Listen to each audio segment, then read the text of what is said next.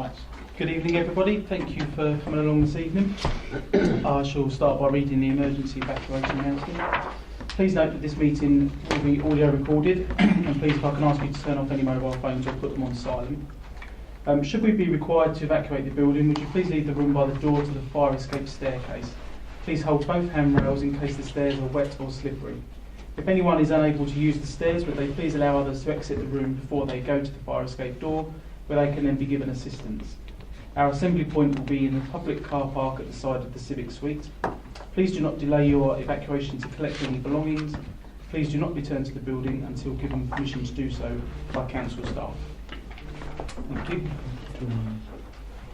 Item number 1 on the agenda, apologies for absence. We have apologies from Councillor Mr and Mrs Mason and Councillor McPherson. Substitute members, we welcome Councillor Eves for Councillor Mr Mason and Councillor Mrs Hoy for Councillor Mrs Mason. Non-members attending, Councillor Smith. And item number 4, which are minutes of the meeting held on the 9th of October 2018. Members have had those minutes circulated to them. There is just one very minor addition or amendment. It's just, we need to point out, it was stated that a telephone list had been sent out to members prior to the event. That wasn't quite true, and the telephone list went out on the 19th of October. All members. Thank you. My apologies for making that statement. I thought it had been sent to all members, right. but it was sent by the deputy leader. Not a problem, sir. At least we've all got the list now. Yeah. Item number 5, declarations of interest, including any whipping declarations. There are none. Item number 6, which is the council's use of social media and the council's communication process. For this item, we welcome Sean Scrutton and Vanessa Conroy. Thank you both for attending. Members have had the report that's been circulated to them. This is basically an update from the meeting in January, where we asked for an update in 6 months' time. So, did you want to speak now, or? Well, I think, Chairman, it might be useful. I mean, I think the report is relatively short and hopefully reasonably self-explanatory, but it might be worth just providing some additional information in terms of the latest statistics on things that have been happening in relation to the various social media platforms. If that Yeah, no, it's fine. I would ask you just to run over the report anyway. Do you want to just go through those, Vanessa? Do you want me to do these now? Yeah. Well, if we just go through, just some figures. Yeah, if there's anything in the report you feel you want to highlight you know, to the committee, that's absolutely fine. If there's any extra information you want to give us, then we welcome that. If there's any questions afterwards, we'll direct those to you. Yes, just go through it. Okay, so we've got the latest social media stats. We have 2,166 followers, which is increasing. Post engagements, so that's when people will look at the post, share it, send it on. We have had so far 8,324. Our highest reaching posts are those that involve videos, so that is something which the communications team are looking to do a lot more of. And our highest people reach reached the number of 22,911. From the 31st of October to the 6th of November, we've had 156 comments on our posts and 221 shares. The most popular topics at the moment are the Hockley Woods playground being reopened. We had a lot of engagement on that. We had a reach of 13,000, and the Tommy silhouettes that are touring the district. So far that's had a reach of 11,000, and it's been our best performing social media posts so far. We have just published a video to promote weddings at the Old House, where we actually interviewed the first couple to be married there, and that has already had a reach of over 4,000. That's only been out for about a week, so we envisage, as we do more promotion of that on social media and use platforms like Instagram, we should be able to, those figures will definitely increase. With regards to Twitter, we now have 4,554 followers. Our numbers are increasing. We have, since our last meeting, we have introduced a morning greeting, which is something that Essex County Highways have been doing for a while, and we have had quite a lot of engagement through that. I know that customer services have had some benefits of people being able to contact us via social media rather than all going through the phones now. And I think because we do this opening greeting in the morning, it encourages people to come via this platform if they want to contact us. And just for members, can you just explain very briefly what that greeting is, what it says? Or Good morning. We're here all day on Twitter to answer your questions and queries. If there's something national going on, we will possibly relate to that. I think we put a fact on about fireworks, Guy Fawkes, which got loads and loads of shares and retweets. So they're the types of things that we'll open with. Also, we promote things that are going on in the district. You know, if it's Tuesday, we'll say, remember it's market day today in Rochford, go down there. The same for Rayleigh, and obviously with the Tommy silhouettes, we've been pushing those as well, and it has proved quite successful. We have had 46,000 tweet impressions, so basically that means that our tweets have been shared and liked and commented on and shared on as well. So we're very pleased with how Twitter is progressing. It was one of the platforms that we knew we had to do some work on, and we're definitely seeing the rewards for that. Our top tweet recently has been a video produced by the RSPB, which was about Wallasey Island. And Thursday, I believe, I'm going to Southend Airport, where they're having a remembrance event there, and we're going to try and Facebook that live. So again, when we've done Facebook Live before, we've had a really, really good uptake, but this is going to be much more visual than anything we've ever done before. So touch wood, it goes okay, but we're expecting quite a lot back from that. With regards to GovDelivery, well, it's not a social media platform. We obviously use social media. GovDelivery is our Tell Me More alert. It's how we communicate with our residents, customers, businesses, and our subscriptions, even after GDPR, are steadily rising. Obviously, we had a big exercise where we had to go through the whole database and identify people that hadn't used the system, and a decision was made that we would contact those people and ask them if they want to subscribe, which is not what all councils have done, but we thought we would go right back to basics with that, and as I say, our numbers held and are going up, so we're very pleased with that as well. Our unique subscribers, so by unique subscribers, that is per email address. Obviously, per email address you can subscribe to many topics, but just looking at email address registers, we've got 9,205 subscribers, which is above what the company GovDelivery would expect from an authority of our size based on our population. So yes, that's going really well. I think at the last meeting as well, we discussed using a social media platform called Musterpoint. That basically takes our Instagram, our Twitter, our Facebook, and puts it all on one platform, so that we can assign things that come in, we can get customer services involved. That has been approved, and training is being arranged at the moment. Very quickly as well, Instagram. This is something that we've been really pushing. We've got 128 followers.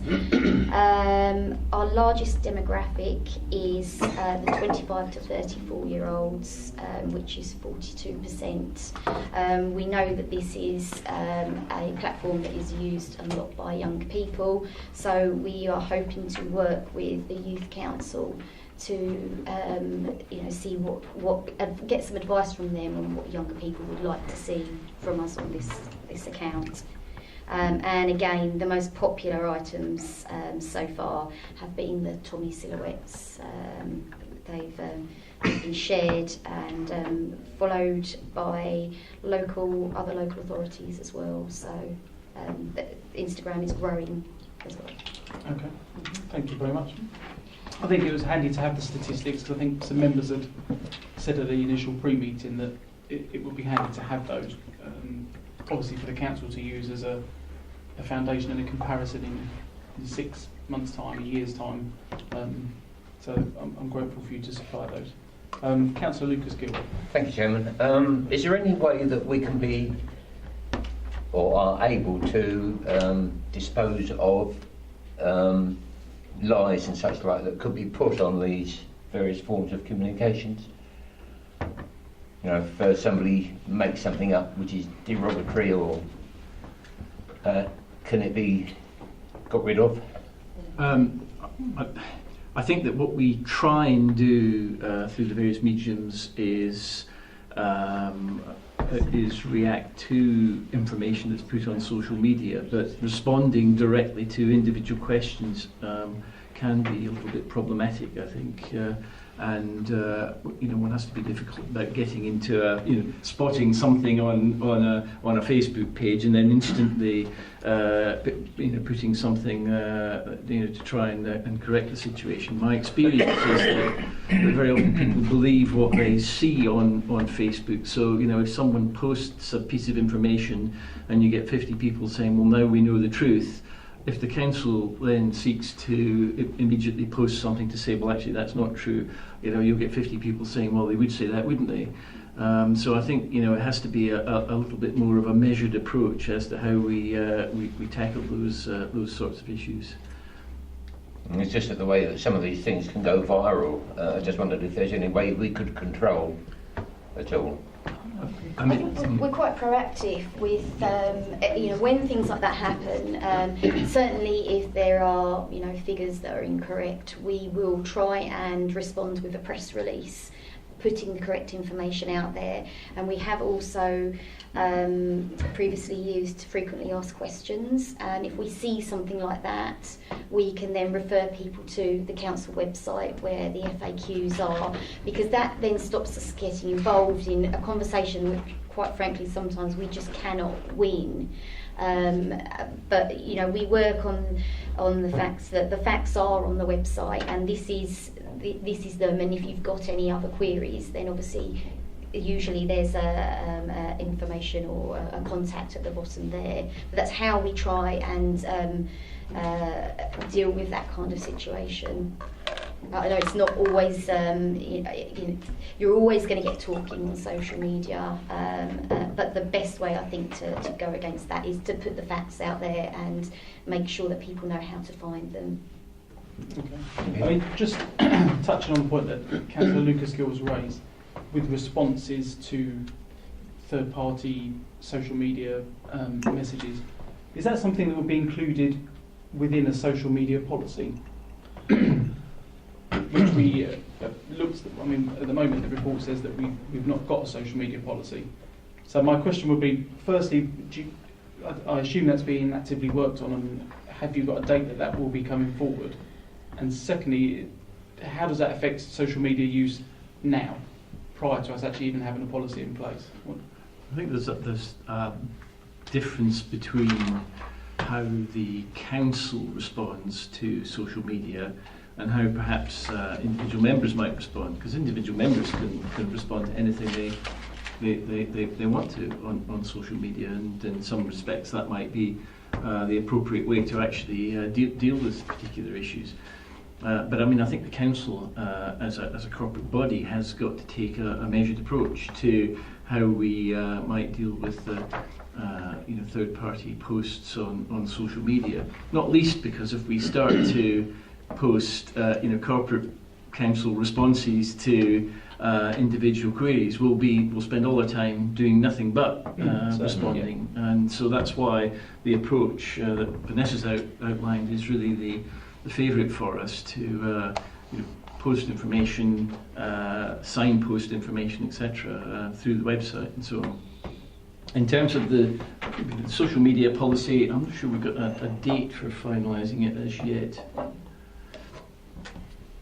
I think we're working on the internal social media policy. But So how does that leave us at the moment? If we do not have a social policy in place or agreed, but we are using social media as a council, are we exposed anyway, or are we?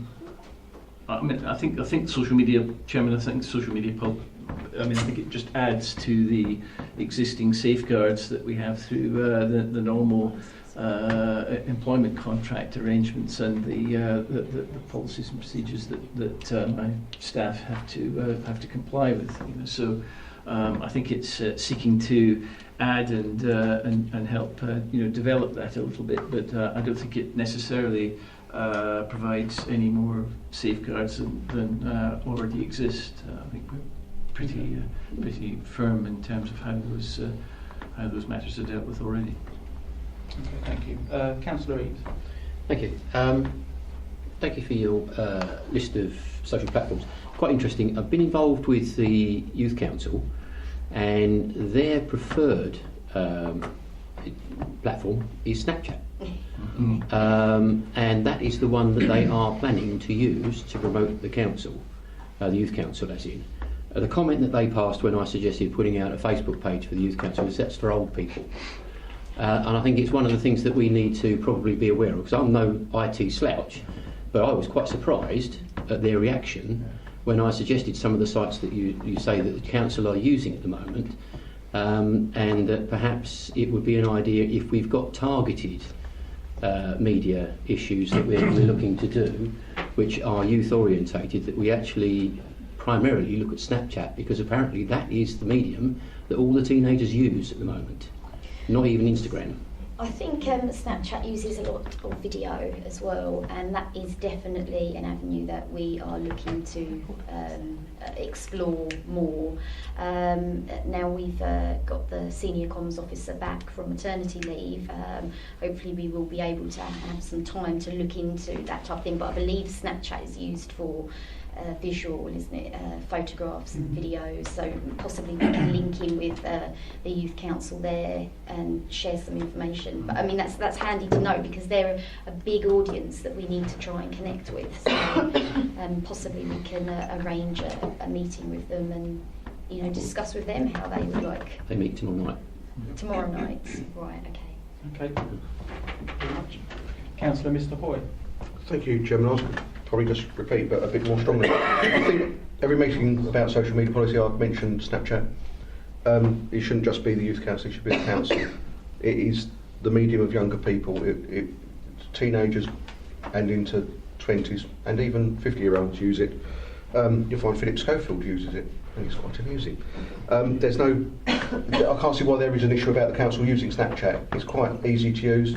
You post pictures. I think Snapchat would be ideal for the event. You can do a Snapchat filter around an area. You might be holding Wildwood Day, I can't even say it. Wildwood Day, Snapchat filter around the area. It's absolutely brilliant for that, and it could attract young people. You'll certainly get the different audience, as Councillor Eaves said. Young people do not. They might be on Facebook, but they don't use Facebook. They may be on Twitter, but they don't particularly use Twitter. They'll be on Instagram. Which leads me to another question on Instagram. What's the name of the account on Instagram? Because I haven't found Rochford District Council. I can find Rochford Youth Council, which has 128 followers, so I assume it's that one. I've got it. Yeah. I can actually find the District Council as a separate one. Because I just think it's important that the Youth Council is branded separately to the District Council in some I'm ways. sure it's Rochford DC, but I will. Okay. Perhaps Could then you- we can circulate that to all So members if you of the circulate council, links, it'd be you know, grateful. the, If you can the, look at the, the the committee. microphone. It might be a useful thing to do. Yeah, I'm sure it's Rochford DC because I think it's the same as our Twitter accounts. But I think there's this blockage with people about Snapchat not really understanding how it's used, but it really is used with photographs and videos, yes, but it's not. It doesn't have to be a selfie. It could be a picture of it could have been a picture of the Tommies, and it can go out on Snapchat. It's not a problem. And I think that's really important where we should be moving towards as well. Otherwise, we're missing a massive proportion of the population if we don't. Okay, so that's something you can take with you. Councillor Griffin. Thank you, Chairman. Is there any monitoring at weekends and public holidays? Or is it just left from like end of office hours on a Friday through to the following Monday? We don't. We do have a pinned message on our social accounts to say that it isn't monitored. But depending on what's going on, for example, if we have travellers in the district, obviously it becomes used by our emergency team and the communications team as well. Right. Sometimes when I'm at home, something will pop up, and if it does need to be dealt with immediately, if it's urgent, then I will do it. But technically, we don't cover the weekend or bank holidays. Right, thank you. Okay.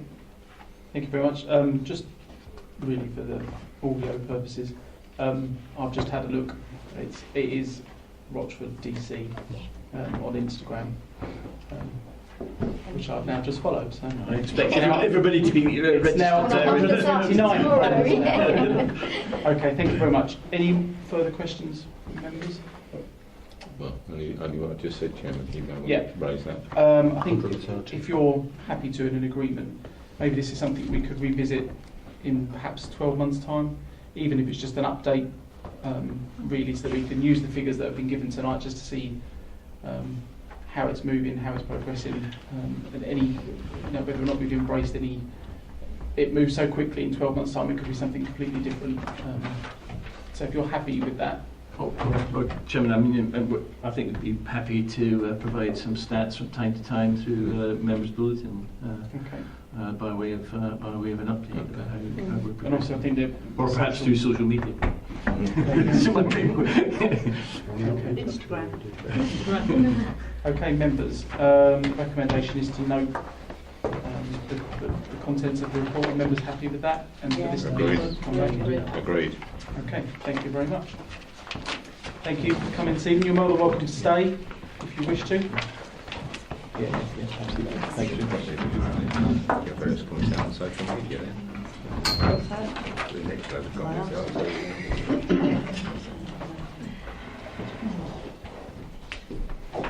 Thank you.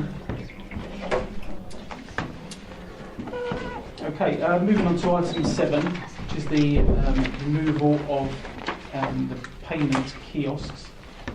For this item, we welcome Matt Petley, Head of Finance, and Councillor Mr Smith, the Portfolio Holder for Finance. The purpose of this report is to update members on what's happened since the removal of the payment kiosks. The report has been circulated. It's fairly self-explanatory.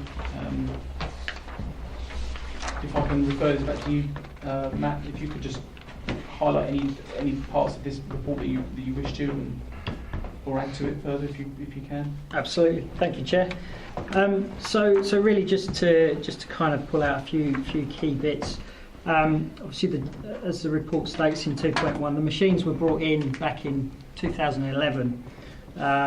So as you can imagine, they were getting well beyond their useful life, and so a decision had to be made earlier on this year whether we invest in them or whether we look to remove them. The operational decision from the leadership team was that we remove them. Some of the key points are there in paragraph 3 as to why we did that. The main one being that we would have had to upgrade the machines, cost of £5,000, but also with GDPR regulations coming in at the end of May, the machines weren't going to be satisfactorily compliant under those regulations. Just if I could turn you over to paragraph 6 and just to kind of emphasise some of those additional costs as well on top of the £5,000 to upgrade the machine. Some of the savings that we've been able to achieve from removing them total just under £19,000, including some officer support time in via the reception in helping people use the machines, but also some cash office back office time in processing the vast amounts of cash that we were getting through the machines at the time. Since the removal of the machines, if I can take you over to some of the tables on page 7.3, so paragraph 8. I'm pleased to say that particularly with council tax, I placed an emphasis on council tax within the report because the majority of cash being paid through the 2 kiosks was for council tax. And to a lesser extent business rates.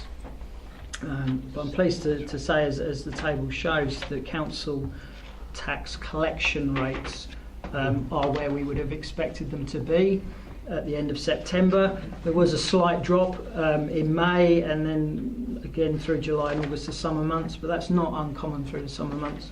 But in September it's come back to where it should be. The other encouraging point is, and I'd stress that this was through the good communication and marketing that was done through the council tax department themselves. It was the uptake in direct debit.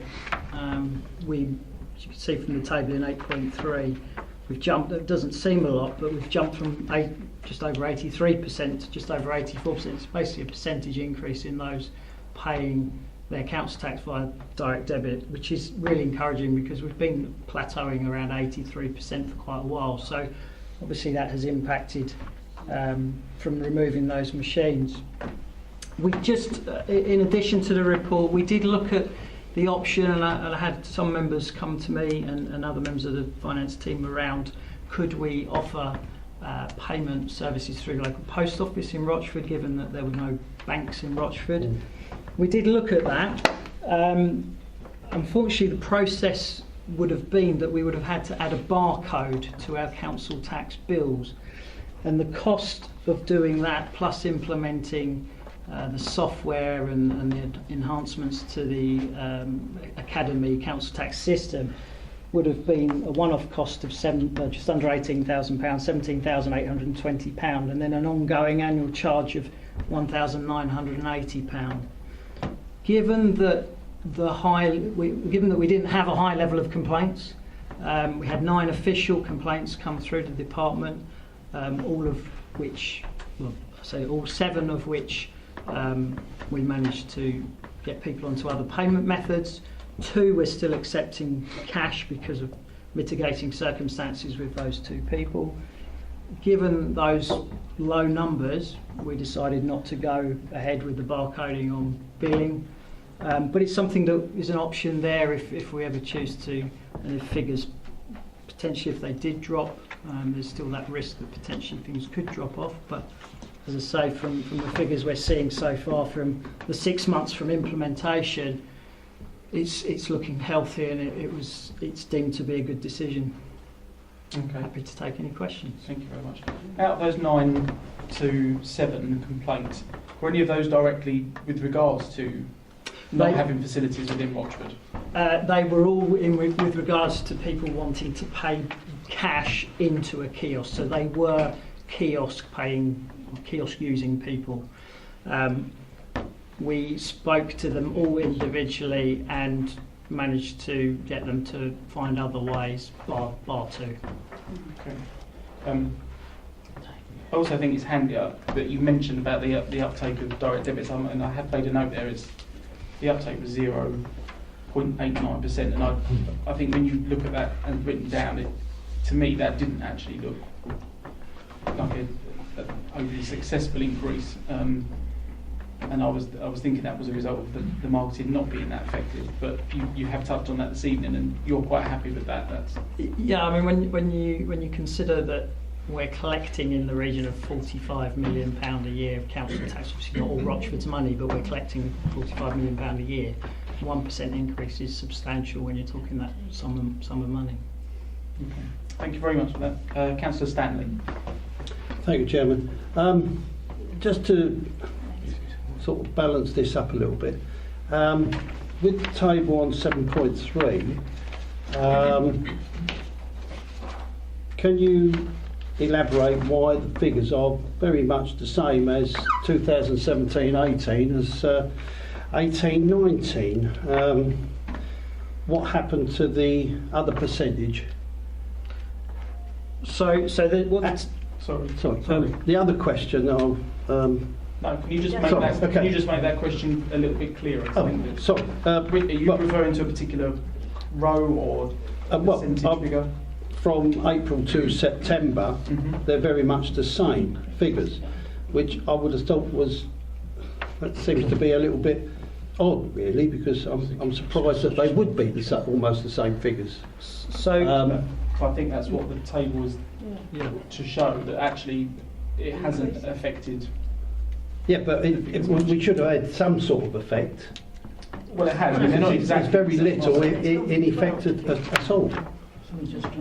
I mean, there's been an increase. There's been an increase with council tax in any case, so that would actually show somewhat of a higher figure, I would have thought, than what it is already.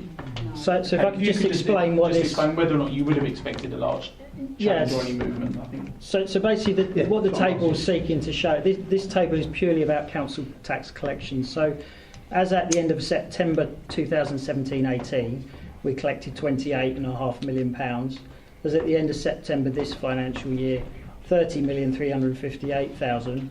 That is exactly on track of where we would expect to have collected that amount of council tax at that stage. So what the table is seeking to show is that council tax collection has not decreased from removing the payment kiosk. It has stayed exactly where we would have expected it to be. Okay. Does that answer your question? Well, yes and no. It's not. I expected it to be somewhat a little bit higher, or even lower than, because of the kiosk is not there now any longer. I would imagine it to be lower. I'm quite surprised that obviously a lot of people are going direct debits. So what this I think what you're slightly getting confused at is this is a table to show what we should be collecting in council tax, not just through the kiosk, but by any means of payment. This is what we should be collecting in council tax. Right. What the table is showing is that those statistics have not dropped in any way. So when we had the kiosks, X amount of that 30 million was being paid in cash or cheque through the payment console in reception. Those consoles were taken away, but there's been no drop in that income of council tax. Those people have found alternative methods of payment, which we've marketed with them, which we've spoken to them about. So there's no drop. We are still on target to collect 98.3% of council tax, which is what we set out to achieve at the beginning of the year. Lovely. Okay, thank you. Thank you for clearing that up. Councillor Eads. Thank you, Chairman.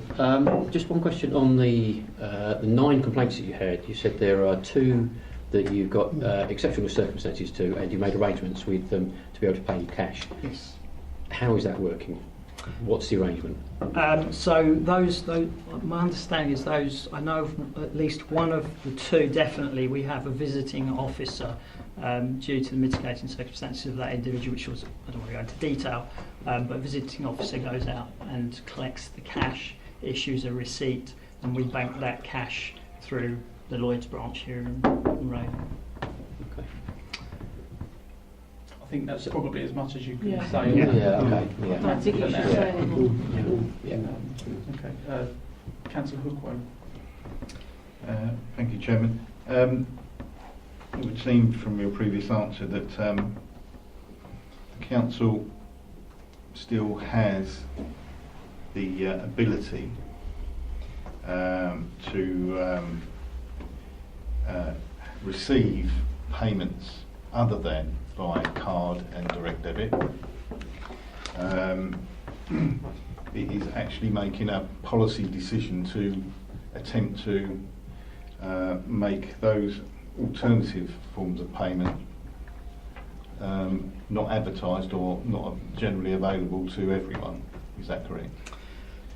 So yes, we still collect cash, but we only collect cash in mitigating circumstances, or for example, if I have my council tax enforcement officer at a court hearing and somebody is about to be thrown into prison if they don't pay their council tax and all they have is cash, then we will take cash.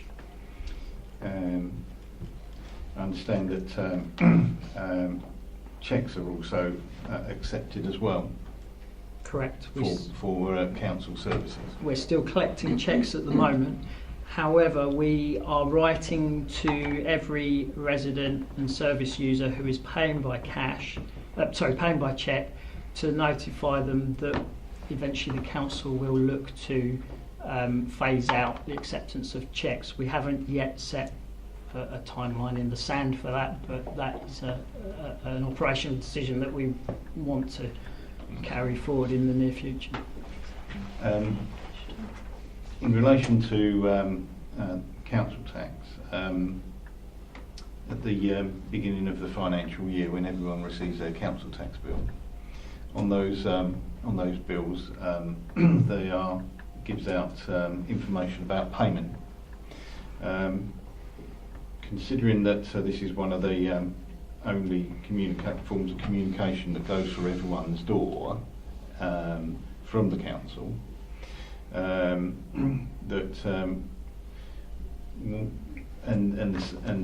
was a change in circumstances and the type of service and ability to make payments. Why wasn't there a general communication with all council taxpayers about the change of circumstance at the time? The cost of writing to circa 32,000 households would have far outweighed the savings that we're currently making. And obviously the majority of council tax payees have already got in place their methods of payment. So we targeted those that were paying by cash. A flyer was produced, communication was made with those individuals. Going forward into next year's billing process, the back of the bill won't give that option of paying by cash.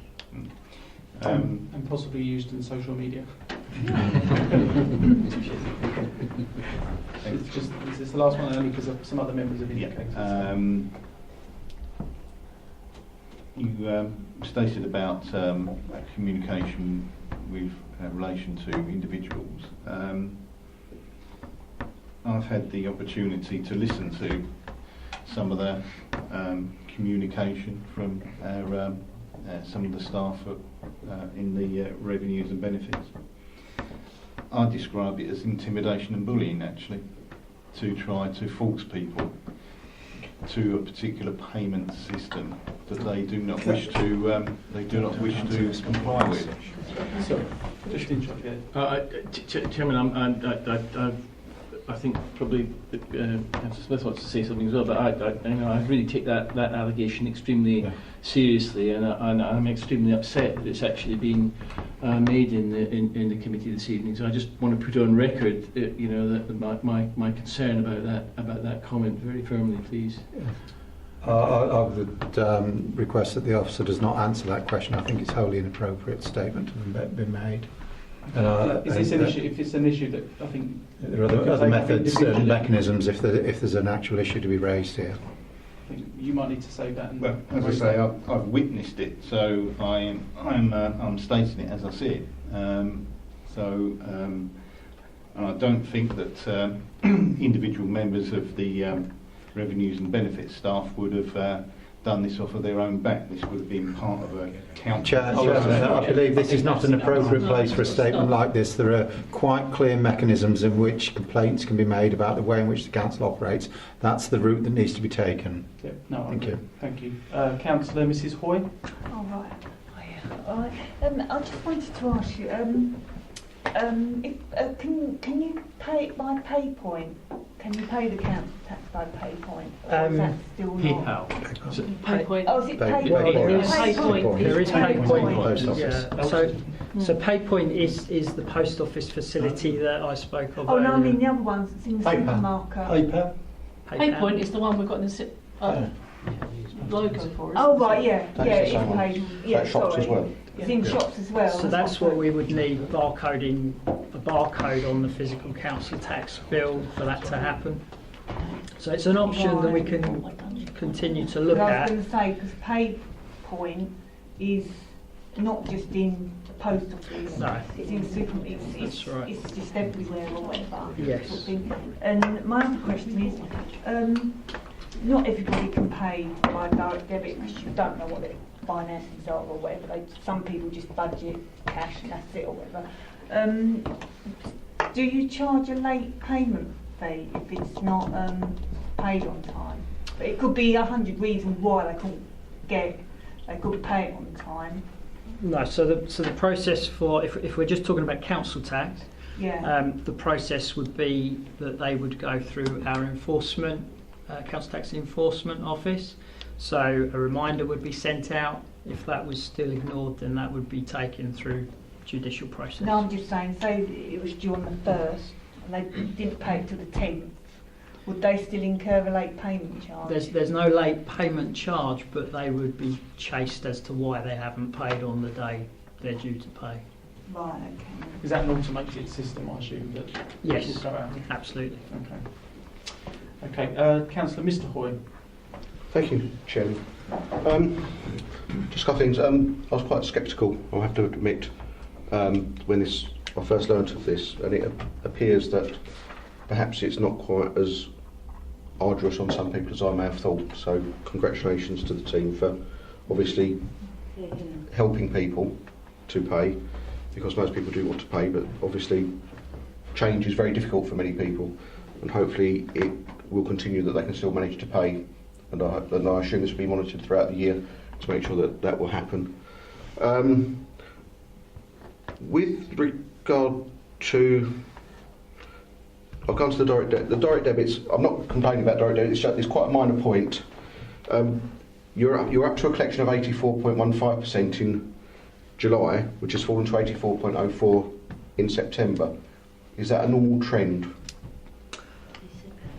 Honest I know it's not answer, I don't significant. know. I would have to look. Right.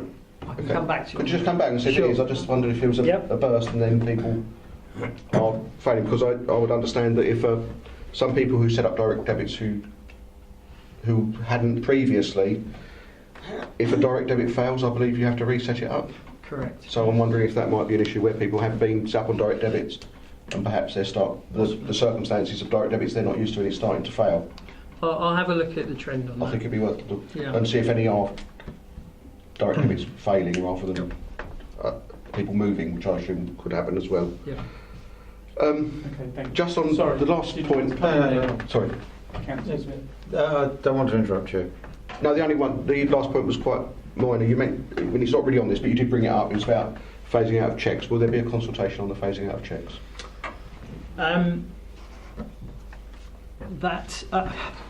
I have to add into. I'm leaving the authority at Christmas. Yes. So the Section 151 officer will lead on that process, and I will liaise with her and get her to advise you on what that process will be. Okay, thank you. Thank you. Councillor. I think Councillor Hoy put it quite well. The anticipation of what this might have been did ring alarm bells for some people, but the reality of the fact is that the impact has been very, very small. People don't like change, and it's the thought of change that causes concern. And with hearsay and anecdotal evidence, things can get blown out of proportion. But the reality is, this process of change was something that showed the strength and the skill of many of our staff in helping individuals. And we also have to think about the part we have to play in the modern world. The fact is, the way money is handled is changing.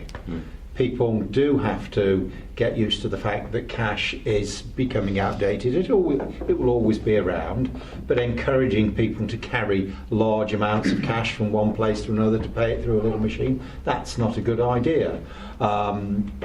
To encourage people to come to terms with modern electronic methods of payment is, I think, part of a wider council duty.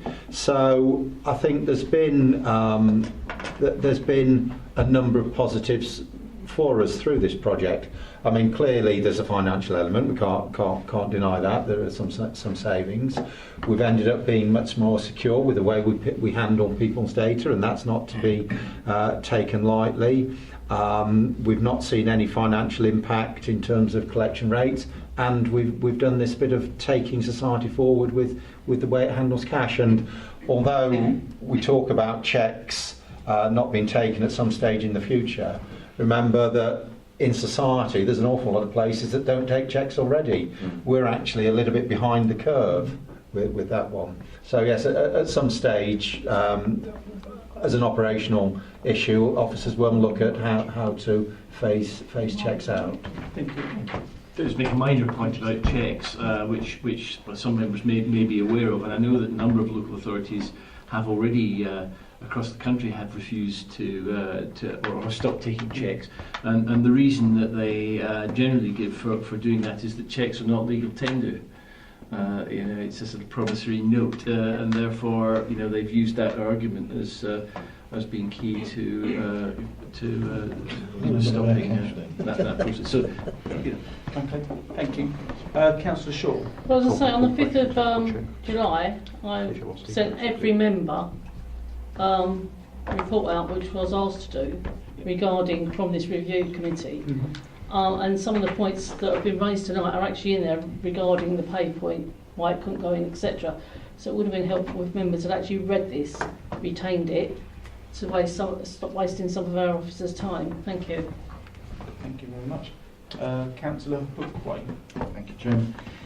Going back to PayPoint, in relation to the fact that this was looked at initially and it was decided that through cost matters it was decided not to pursue it, although you have stated that there is the possibility that the council could look at this in the future. The fact that how would you be able to monitor it? Because if you'd set it up and it was operating and it wasn't used very much, you could have an argument to say, well, actually, there's a reason for not continuing it. But would it not be in there, you wouldn't be able to make a proper assessment as to its popularity. You might find that if you set it up and it was a service that was available, that it might actually be something that people might prefer to use. But with the way that things are currently, there's no way or means to make a proper assessment of that. So I would suggest that that it is set up, and so that we can see that how popular this may be to be used. Yeah, I mean, I think we've just heard for the last 20 so minutes how successful the system has been. Why are we trying to confuse and complicate the system even more? Most people have taken, as far as I can hear, have taken this new system that was brought in, have embraced it. We've had the same number of people, or a bigger increase in people taking it up. As far as I'm aware, apart from 2 that's been highlighted, everybody else has managed to succeed in making their payments. So why are we now starting to bring in other issues and other modes of payment when it's all working? I can't quite understand the logic in this argument at all. Because the council was meant to be there, as in that business plan up there, which Nicholas Kahn helped to sort of create, and it says that the resident is the centre of. But the residents have embraced it. They've just proved that because they've all taken it. Well, that's not the information that I've received. Well, you've just been told there's 2 people who are given special arrangements because to pay cash, everybody else is on board. Well, I've had over a dozen people in my ward complain to me directly about this, and there's others that I'm aware of broader than that. There's official complaints, and there's other issues that people complain about. You know, they might not necessarily go down the official route. Okay, can I then recommend that if your residents complain about that specific issue, that they contact the council? Because I'm assuming that would be a good guide as to whether or not a certain facility was needed or not. Yes. If the feedback doesn't get passed to the council, they can't do that. So I think it's probably wise to ask them to raise it with the council so that the council can act if necessary. One other aspect about this, if I'll be very brief, is that council tax as a service is not something that someone can go somewhere else for.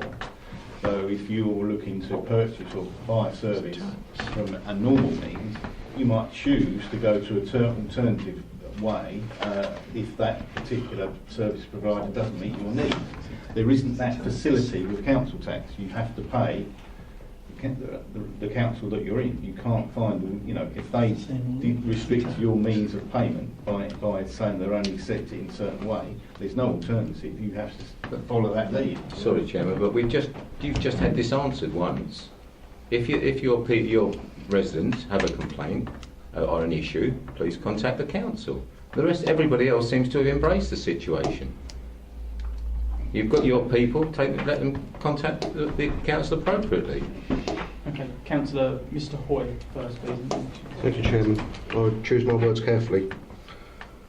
I believe it would be remiss of any councillor sitting around this table at this point in time not to question officers about any aspect of this report, regardless of whether another member have sent a report around about it. Including the fact, I think other members should remember that some members who asked about PayPoint are not actually members of this committee and therefore may not have received that report. They are substitutes. I think to just sweepingly state that we are wasting officers' time by asking questions about PayPoint is wrong. And I do not accept it. I will leave it there. Thank you. I'd like to come back to that. I actually asked that it went out to all members, and not just members of this committee.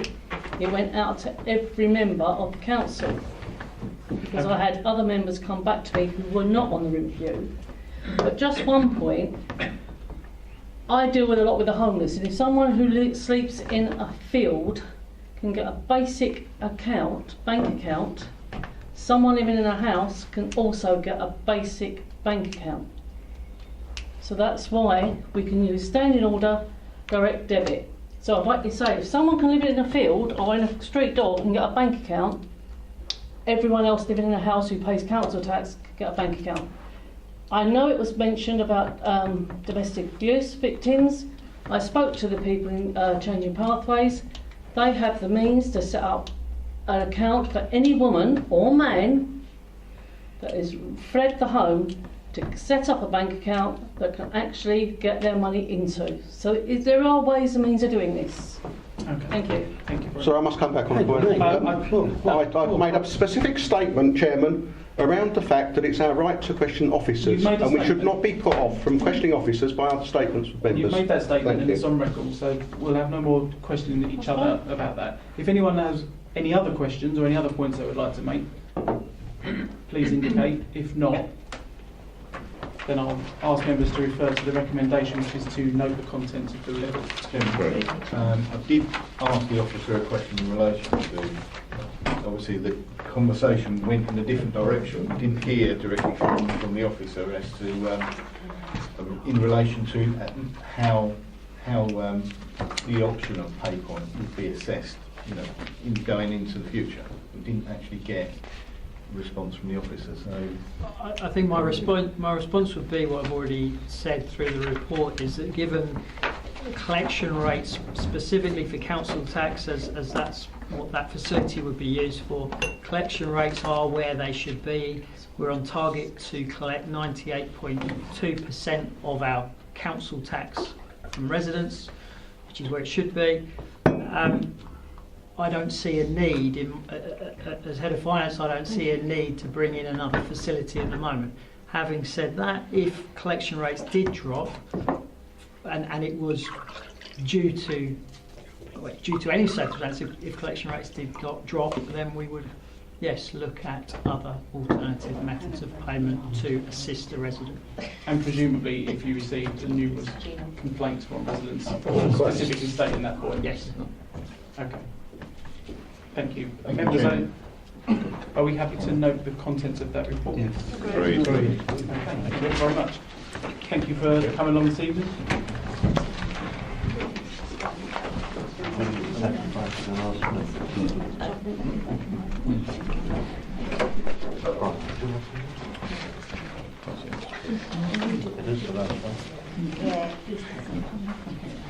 Okay, members, moving on to item 8, which is RIPA. For existing members, you'll know this is something that we review every year. For new members, just to let you know, this is something we review every year. Seldom used, which is reflected in the report. This report seems more to focus on, in particular, covert human intelligence sources, and the fact the council will no longer be ever taking part in this, and social media. Members have all had a chance to have a read of it. If I can refer you to Louisa Moss, the Assistant Director for Community and Housing, who attends this evening for this item. If you could just briefly summarise it, highlight any points that you wanted to or add to it. Thank you, Chair. I think you've probably already covered it. As I say, our activity using our RIPA PALs is fairly consistent, as in we haven't used it over the last year. And, members are being asked and recommending to approve the changes to the RIPA policy, which essentially the changes are staffing changes around responsibilities, around the covert sources, and clarifying that in the policy to make it clearer based on a recommendation from the Commissioner's Office. And most importantly, it's been added to give extra guidance to officers around the use of social media and its link to the RIPA policy. So I really, hopefully it's self-explanatory. I'm very happy to take any further questions, and I know Paul will be happy to support me as well if there's any details. So just also to let you know, the social media policy wasn't something we just licked up out of thin air. We're very openly said we haven't plagiarised, but we asked Colchester about their policy, which has already been endorsed by the Commissioner's Office, and they very kindly said that we could use similar. So we looked at it, we have consulted with staff, and all the RIPA authorised officers have had a look at it as well. So just to give you some certainty, it isn't something we've just done and just said, here it is. Officers have endorsed it as well and understand it. Okay, thank you very much. Have any members got any questions? Councillor Griffin, did you want to raise something? I know that pre-meeting you had just had a bit of It was just about modern methods of recording information where you have, it can be almost inadvertent, where you have like a dash cam or a helmet camera on a bike, that sort of thing. Does that come into the RIPA area at all? No, not if a third person is providing us information, no, not at all. And it's quite clear on that actually if a third person brings it in. So. Fine, thank you. I would point out that if you've got CCTV, as long as you've got signs up saying that CCTV is in use in that area, you're covered. It's not then covert. It differs somewhat if you could manipulate the cameras and follow someone. Say you had them up a high street, and you actually could follow that person up the high street with that camera, and you just kept watching them. Then yes, it starts to fall under that. Right, thank you, Paul. For us, we haven't got any of that, so we're fine. We don't use any of that. Fine, thank you. Okay. Does that answer your query, Councillor Griffin? Is that okay? Yes, thank you. Thank you. Councillor Eads. Thank you, Chairman. Just a quick one. Excuse my naivety. Obviously, this is the first time I've actually been involved with this one here. Is there any specific training that's given to officers with regards to this? Yeah, as detailed in the report, members and officers will receive training in March and July of this year. What's that training? It's just an overview of the RIPA powers, and also it concentrated a little bit on the social media aspect. And it's delivered by? An external specialist. Yeah. Thank you. Thank you. Councillor Stanley. Thank you, Chairman. Just a little thing that I don't know if it will come in or not, but if we are, would we sorry, I'll rephrase that. Would we, if we are asked to do surveillance for one reason or another from another authority, are we saying that we wouldn't do that now? We wouldn't do it, no. We wouldn't do it? No. Right, that's, Well, no. no, I we mean, wouldn't do if it. we had to do any kind of covert surveillance, we would have to go to the, the courts to ask for that. But Yeah. we wouldn't do anything on We behalf wouldn't do of it anyone on who's- the basis from another council or something. It does, like in the report, it's got a list Yeah. of the people, isn't it, Yeah. that are authorised to do that and who would need to go to court to get that done. Okay, Councillor Hookway. Thank you, Chairman. Does the council have directly or under its control any CCTV cameras or systems that it actively monitors or looks at? Okay.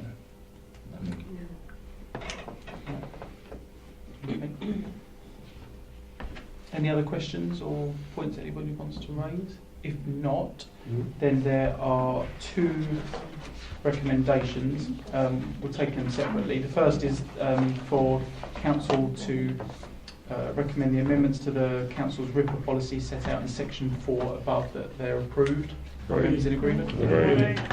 And the second is that the new policy relating to the use of social media in relation to investigations, which is attached in Appendix 2 to the report, that's also approved.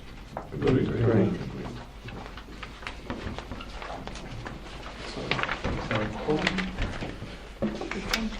Right, sorry, I'm going to have to cut back to the recommendations. I'm sorry about this. Right, as a committee, you can only note the council's annual usage of RIPA. All right, that's your duty.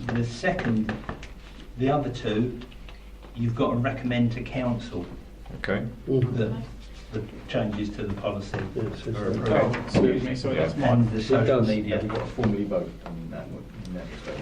No, I just need you to say you agreed with those recommendations. Sorry, yes, that's my Sorry, I'm just, just for the record. It says that, yeah, Okay, to so the council. recommendation 10.1 is for members to note, Yeah. Agreed. and recommendations 1 and 2, which are made in 10.2, are to recommend to full council. Yeah. Agreed. Thank you.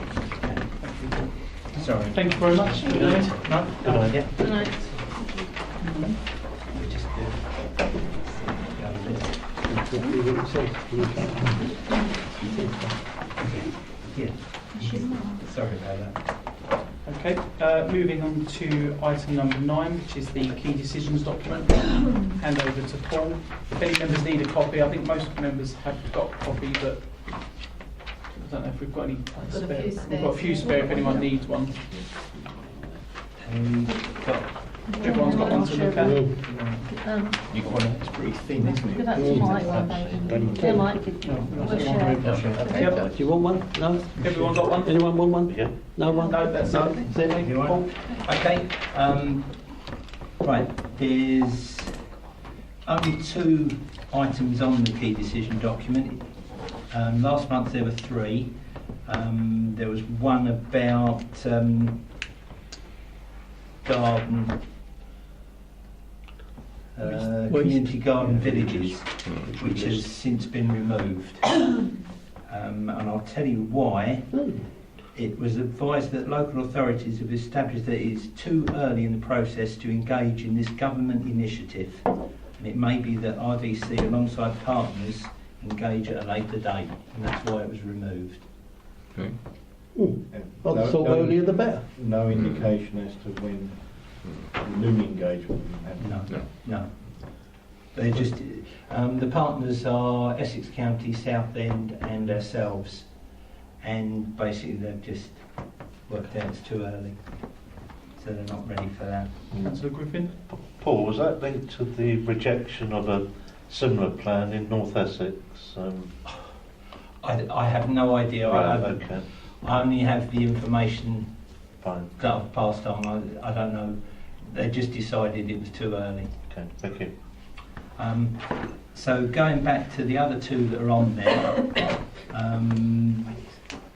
item 318, the A127 Air Quality Project. You will notice the date for that is November I'm told it might slip into early December. But they're preparing that now. And then the other one's the advice services contract. So if it slips beyond March, does that mean we don't know the need to comply with it? I'm told the air quality won't slip. It will come out way before Christmas because it's got to be there by the 31st of December. I spoke to Martin today and he assured me that it'll be early December. I only state that because it says to achieve compliance with EU air quality targets. Yeah. Yeah. Oh no, I think the date he's aiming for the report to go out will be the 4th of December on that one. Councillor Mr Hoy. Yeah, sorry, it's only, thank you very much, Paul, for the information there. There was something I was going to raise, because I thought something was missing from the key decision document, and I've noticed in the past that key decisions don't always become decisions. Would it be possible, or would the committee agree, that perhaps if key decisions disappear from a document, we can just have a note of them, rather than rely on Paul to remember and look it up, that we actually formally have a note that key decisions have... Obviously we know which key decisions have become decisions because we see them, but key decisions which don't become a decision but just stop being a key decision, I think would be useful for us to know, if that makes sense. Is there any way you can just add that on to the... Just as a note, rather than rely on your verbal When we report. remove them, if we keep the number there and the name, we can actually just put a little note as to why. Yeah, 'cause I don't see that as an issue. Yeah, I've just noticed in the past that they do disappear sometimes. Yeah. I know what you're saying. And Members in agreement with that? Hence why I mentioned this. Yeah, thank you. We could do that. Because I thought I was going to get asked. Okay, that's fine. Lovely, thank you. Councillor Hazel, sorry. I was under the impression that the air quality measurement had been set and had passed the test. This is the one for the A127. Not the radio reaction, which No. is different, isn't it? Yeah. Well, this is from, I believe, Councillor Webb mentioned it at a meeting. I think this is the indication. We need to wait for the official statement to confirm what indications are indicating. Okay. A better phrase. All right. I think, I did have a very technical explanation from Martin that I don't particularly want to try and repeat because I'm bound to get it wrong. Okay, members. Item number 10, which is the work plan. Open to forward. Does anybody need a copy at all? If we've got any? I don't think Attached to the back of the agenda. You'll notice we've got next month the Treasury Management mid-year review. That's last time for the committee, as he's admitted he's leaving now. The operation of the Development Committee, that will be Marcus, as he's now taken over planning. Yeah. And the report from the working group that have been looking, from the review committee that have been looking at the De Montfort University report. Marcus Hutton has taken over the development. Yes. Interesting. I presume that had been advised members. I might have missed it. Don't think formally. I don't. I only know because I spoke to him and he said... That is certainly news, Paul. Yeah. Right, okay. I don't think I shouldn't have dropped him in it. Okay. Well, I don't think it's a secret. It's common knowledge. Saying it He to did people. say it. That's it. So, I don't okay. think there's been an official statement, but I think it's common knowledge. Yeah. That sums it up. I think probably because he's in the handover stage at the moment, Yeah. because we've still got Matthew, so they're handing over at the current time. But Matthew goes end of this month. So, going forward, it'll be Marcus. Any comments, anybody? No. Okay. That brings the meeting to a close. Thank you very much. Thank you. Thank you. of the